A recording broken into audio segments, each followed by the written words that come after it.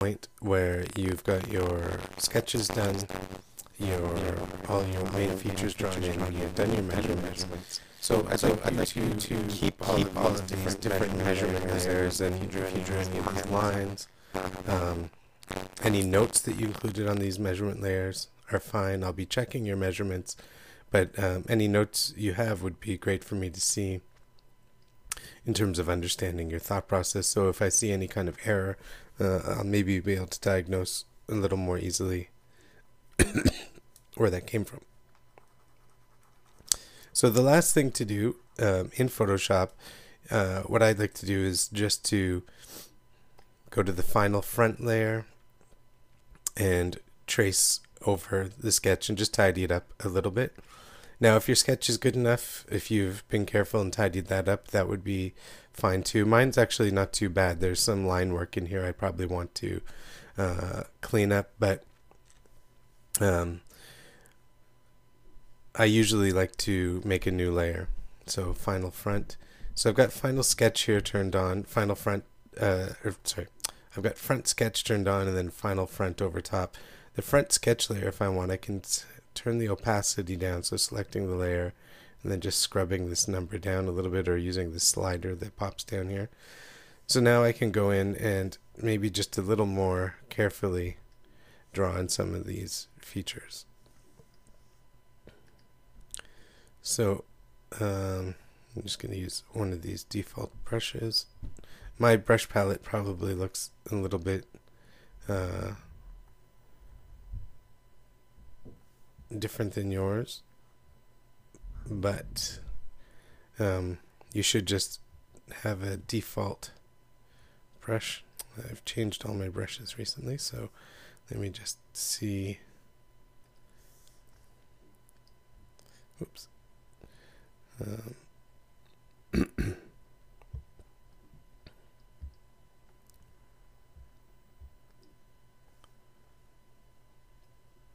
Okay.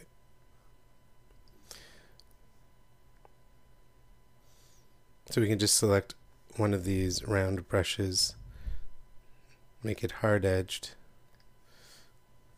change the size with the square brackets, and I'm just going to make sure that I'm on the final front layer.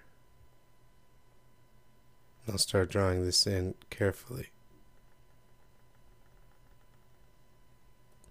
You can see that if I open up my brush properties, I have the shape dynamics turned off now. That just means it doesn't change size with pen pressure. So it's up to you how you want to do this. I know you're new with Photoshop, so if the pen you were working before is fine, then use that. The only thing that I like about doing it this way, I don't make anything. I think the final drawing actually looks a little worse than the sketchy one, but I'm just making clear decisions about where all the structures go. Just clean, crisp lines. This is a little thick to me, actually. I'm just going to erase this and work with a slightly smaller brush. Again, using the square brackets to change the brush size. And you can zoom in, and remember the R button allows you to rotate the image into what might be a better position for drawing. And again, don't worry, I'm not worried about aesthetic beauty. You can see my sketches are nothing to write home about. This is purely utilitarian for documenting our measurements. So I'm just roughing in where the caruncle and the semilunar fold is, and you can draw in your iris if you like, but you also have the eye that's actually in the skull to guide you. It's useful to have the drawing of the iris in if it matches up with your model, simply because you know where the eyelids should pass.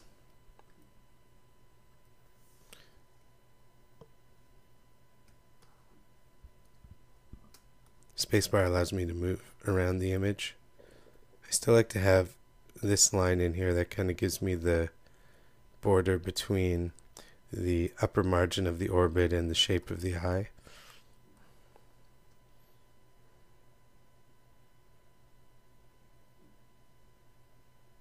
Just be careful that you're doing this on the correct layer. Now we're only modeling 1/2 of the face. So even though I'd like you to draw both sides, ultimately you're only going to be working on one side.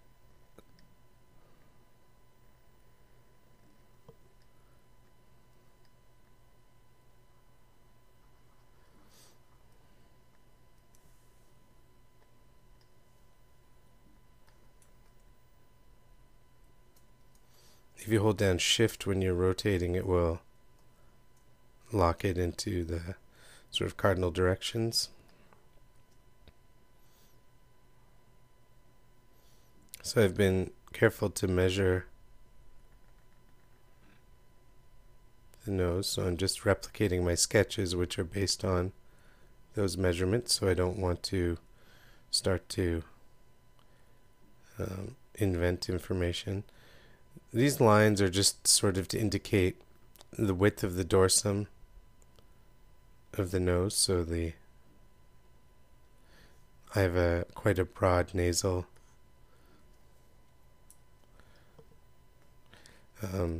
bones here. Just a rough in sketch of the philtrum. I'm going to move in here, do the mouth.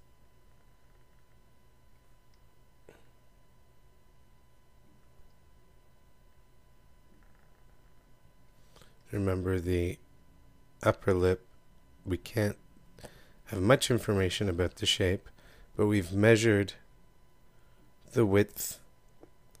We've measured to some degree the vertical thickness. And we know that usually, but not always, the lower lip is sort of divided into lateral halves, whereas the upper lip has the nodule in the middle, just below the philtrum here. So we're trying to capture that detail. But again, this is all about decision making at this point. You're just making decisions about the shape, and so when you get into Maya, you don't have to think about what this face is meant to look like. You've already decided what you want the face to look like. Now, when you start executing the construction or the approximation of the face in 3D, things will start to look a little bit different when you're establishing the 3D form from the drawings. It's not going to be exactly what you predicted. So there will be a little flexibility at that point, or maybe some change or unpredictable form. But you've made the decisions at this point about the structures you're trying to achieve. This is a little bit tricky to do, so just remember though that you still have your tissue depth markers in your scene while you're working on the model. So even though I'm drawing in this kind of profile in the coronal plane of the sort of outer extent of the soft tissue, you're going to be largely guided by the tissue depth markers and the shape of the skull in 3D as well. But again, you're setting in sort of outside limits here. Oops.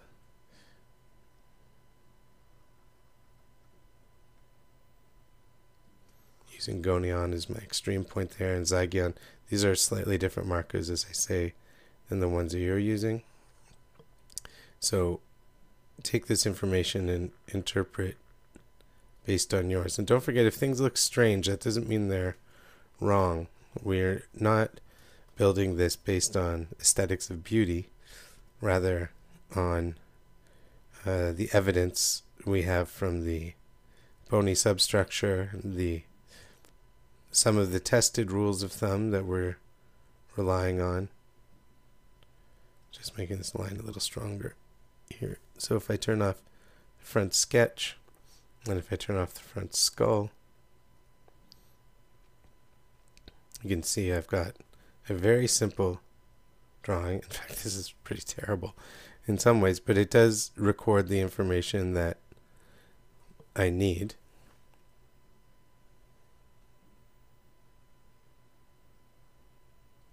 Just turn on the skull and the front sketch again.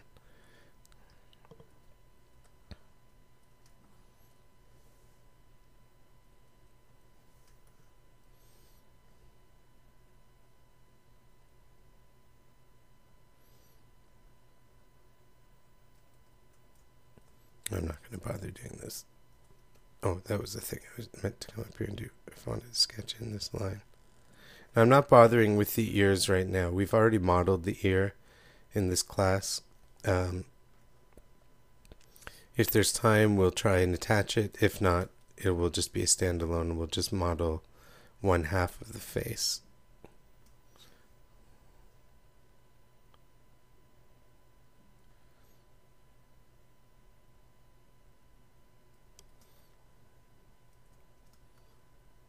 Now there's some features I'm not drawing in here, but I could. There's the nasolabial fold that's going to come down here, so we might want to have some indication of that. There will be some infraorbital sulcus here, so underneath the eyeball and above the infraorbital rim there will be some slight depression. You can sketch that in slightly, and then you can draw in sort of what the character of the nose might be like, depending on the information we have about the shape of the anterior nasal spine and the distal end of the nasal bones. See, my person here has quite a broad nose and quite a broad dorsum as implied by the nasal spines, but it also has sort of a sharp ridge here, so it's kind of a nose with lots of different characters. So I might want to just rough sketch that in slightly, but again, this is not going to look like a great drawing in any way, but it does capture the information that we need. I think I went a little too far out here.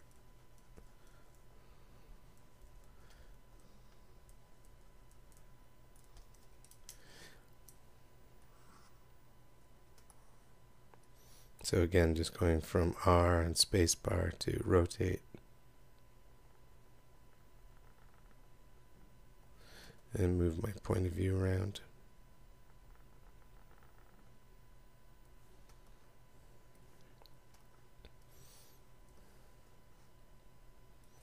Okay, so let me just draw the skull, the front sketch, and then we're left with this, and this is the information we need to model. Now we have to do the same thing with the side sketch. We've already made our measurements, so that's nothing we have to worry about. So final side. Now my side sketch actually is not bad. It's got pretty strong lines already. I might actually, well, I'll just trace over this one, but I'm not unhappy with that, although I think I might have put a little too much concern look around the eye.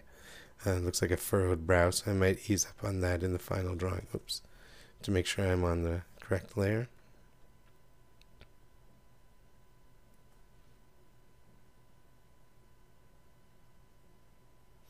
So I've got this very thick line that I've drawn in here, and I just want to simplify this with my final decision. So I'm using the extent of the line. I think I went a little too far on the tip of the nose there.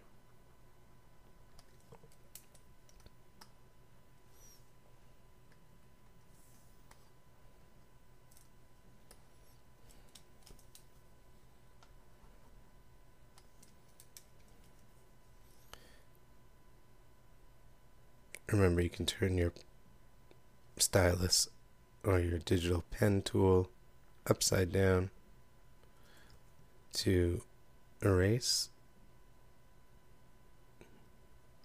Oops.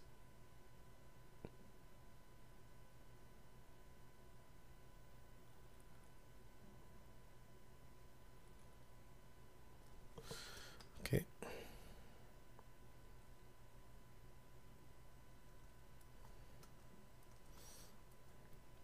So drawing in the extent of the eyelid there, nares. And so remember, I want to add thickness to the eyelids here. So when I model them, so the eye actually is just comes out, you know, about this far. So there's going to be some thickness to the eye. This is just an indication of how it goes over the cheekbone, or the malar surface of the maxilla. I think I went too far in that way. Now I made some changes to my drawing earlier because the person I'm working on here has much more of an overbite, and so I pulled the lower lip in a little bit to reflect the change of the dental arcade while still respecting the relevant tissue depth markers in the area.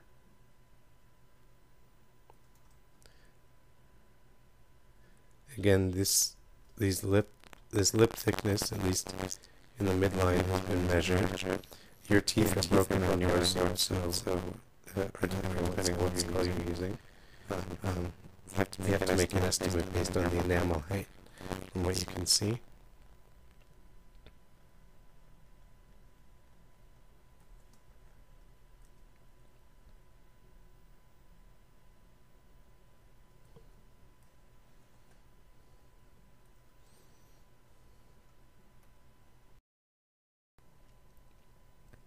So the one thing I didn't include in my sketch was the shape of the neck here.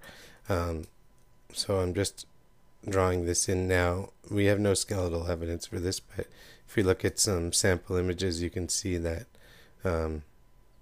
the underside of the mandible, the soft tissue goes posterior, and then there's quite a sharp angle. Not perfectly sharp, you can see there's some rounding in the profile view. Now, of course, these are just individuals, but I got some sample images to look at from the internet. So you can think about trying to draw something like this in. You can see there is also structure going down here, and we'll talk about this a little later when we get to modeling, but we've got the sternocleidomastoid muscle that goes from the mastoid process on the skull, the big lump of bone here, and it goes down to the clavicle and the sternum. So there is some texture or some geometry we're going to try to capture in the modeling process. But for now, we can just look at really roughly drawing in the shape of the neck.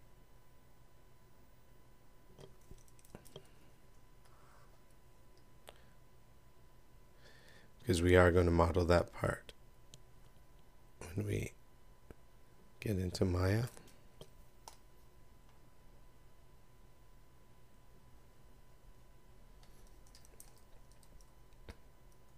Oops.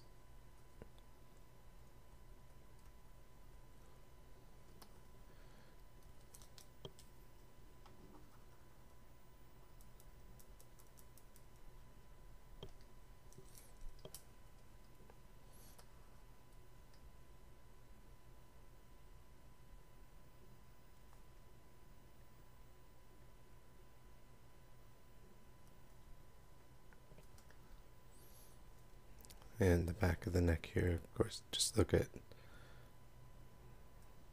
some reference. It's hard to tell. There's hair. It's going up at the occipital bone here. We'll go backwards a little bit, posterior.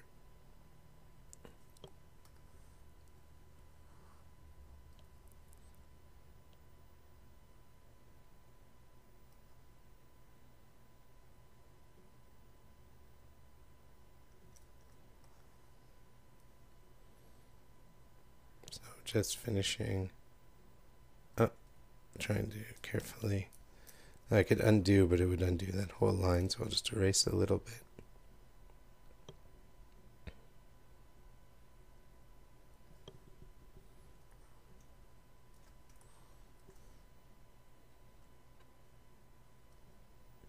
So let me just turn off my side sketch. Okay, so that's good. That looks to me better than the front view. The front view looks a little bit odd, but it's such a flat view of the face with no perspective that it often looks a little bit strange when you do this. So I can just color this in to show where the iris is. But that would give me a good structure to model to, combined with the face, the front view. So when I'm finished these, I want to save the images out. I was wondering if did that image move? No. So now I just want to turn off all of the layers, the visibility, I mean, of all of the layers except the one I want to save. So I'm happy with the drawing. I've got final side turned on. I'm going to go to File, Save As. Of course, you should save the overall Photoshop file. And you want to save this into the text folder of your modeling project. So I'll call this Side View 2013. And this should be a JPEG file. And I don't have my model here, so I'm just going to, well, let's see if I've got it in projects.